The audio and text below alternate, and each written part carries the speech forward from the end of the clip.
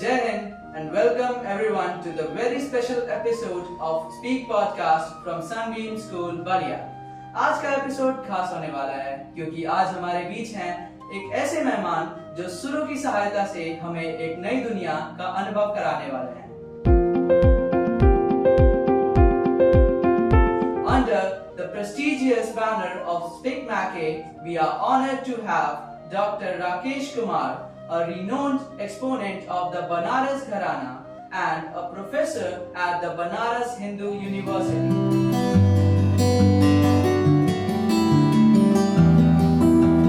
Sir, सबसे पहले हम जानना चाहते हैं कि आपकी जो म्यूजिकल जर्नी है उसकी शुरुआत कहाँ से हुई? मैं बताना चाहूँगा कि मेरी म्यूजिकल जर्नी मेरे माता पिता से शुरू हुई, क्योंकि मेरे घर में ही संगीत था और संगीत है और संगीत हमेशा से रहेगा।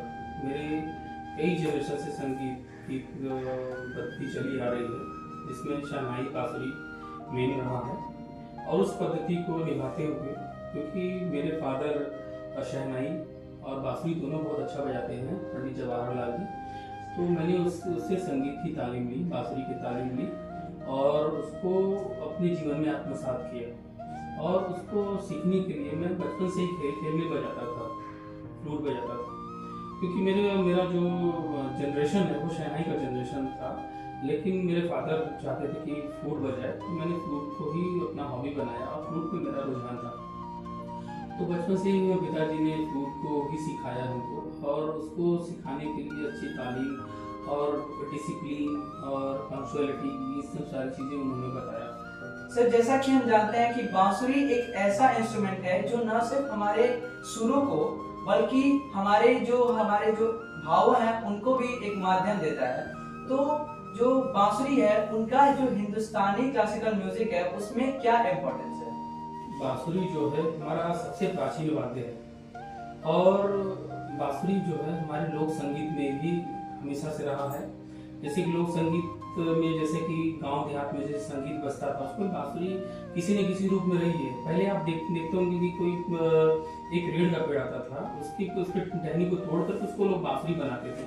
तो उस तरीके से बांसुरी लोक संगीत में रहा है।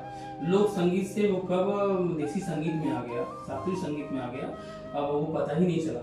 इस वजह से संगीत बांसुरी का इम्पोर्टेंस बहुत है, लोक संगीत से लेके देसी संगीत में आ गया।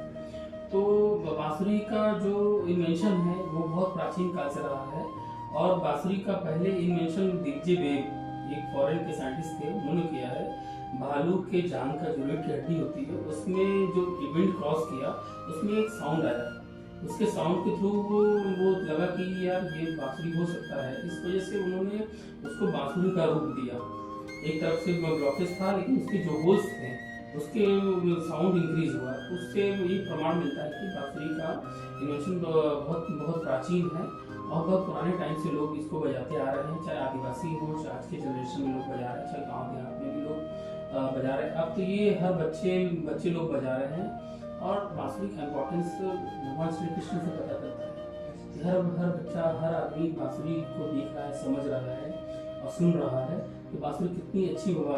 भगवान श्री कृष्ण जी ने क्यों बांसुरी ही चूज किया, उसके पीछे रीजन होगा, क्योंकि बांसुरी नेचुरल इंस्ट्रूमेंट है, उसमें कोई स्ट्रिंग लगाना नहीं है, कुछ भी नहीं करना, उसमें बस फोर्स किया, बजाने लगा। उसमें कैरेबल भी है, कैरी की है, मशल भी है।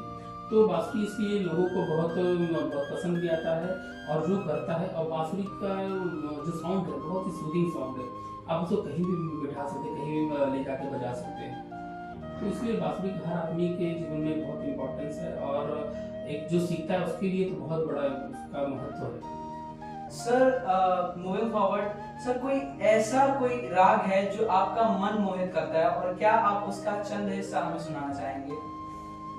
जैसा कि मैं बताना चाह रहा हूँ, मेरा सबसे प्रिय राग मारवा, झिंझोटी और यमन ये है, जिसमें सबसे ज़्यादा प्रिय हमें राग मारवा लगता है, क्योंकि ये बहुत ही करुण राग है और इसको बजाने से लगता है कि जो अंदर का जो पेन जो रहता है, कभी कोई स्ट्रेस हुआ या कुछ हुआ, इसको मैं बजा के अपने आप को रिलैक्स फील करता हूँ।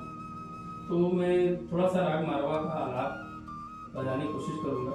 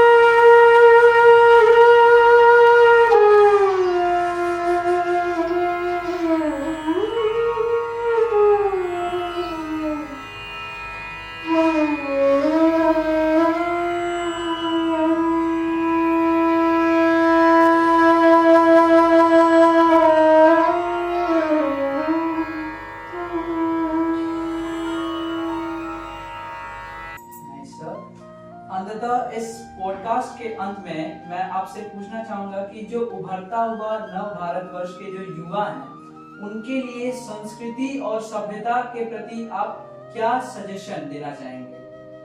मैं ये बताना चाहूँगा कि हमारी भारतीय जो संस्कृति है उसको हम लोग बचा के रखें और पाश्चात्य सभ्यता के पीछे ज़्यादा नहीं भागना चाहिए, जो कि जो वेस्टर्न कल्चर है वो बहुत ही आगे है और वेस्टर्न के लोग इंडियन कल्चर को अडॉप्ट कर रहे हैं और इंडियन कल्चर वेस्टर्न कल्चर को बहुत ही बड़ा मान रहा है, बहुत ही उसको अप्रिशिएट कर रहा है कि हम मॉडर्न, बट वो ठीक नहीं है। हमारा जो कल्चर है, हमारी जो संस्कृति है, उसको जरूर निभाना चाहिए, माँ बाप की सेवा करनी चाहिए, क्योंकि वो जो संस्कार हमें मिलता है माँ बाप से ही मिलता है। माँ बाप की किसी बात को अवहेलना नहीं करना चाहिए, माँ बाप की किसी भी चीज़ों को डिनाई नहीं करना चाहिए, क्योंकि वो संस्कार हमें मिलता है घर से। माँ पिताजी के हमेशा पैर छू करके उनका आशीर्वाद लेकर के घर से बाहर निकले और उन्हीं के ब्लेसिंग से जो भी होगा वो आगे चल के आपको जीवन में बहुत सक्सेस बनाएगा। तो संगीत हो या चाहे किसी भी फील्ड में, तो माँ बाप को हमेशा लेकर के चलिए और परिवार को हमेशा साथ में रखिए, ताकि हर दुख सुख में फैमिली आपके साथ रहेगी और संगीत में या हर किसी फील्ड में। धन्यवाद सर, आपकी और आपकी बातों ने हमें बहुत प्रेरित किया। आपकी बातों ने और बांसुरी की मधुर ध्वनि को सुनकर हम बहुत मोहित हुए। आखिर में संदीप फैमिली की तरफ से हम आपका आभार व्यक्त करना चाहते हैं। और दोस्तों, इसी के साथ हम अपने इस पॉडकास्ट को समाप्त करते हैं। जय हिंद।